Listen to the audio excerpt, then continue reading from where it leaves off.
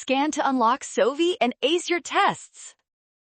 Phospholipid bilayer questions get easy fast when you remember what loves water, what avoids it, and how membranes arrange themselves naturally.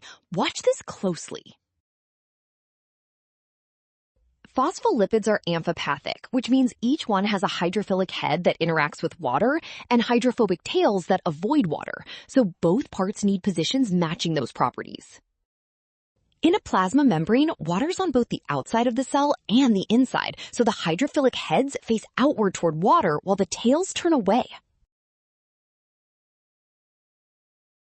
That puts the hydrophobic tails in the membrane's inner region, which lowers free energy and creates the stable bilayer. So option D is correct.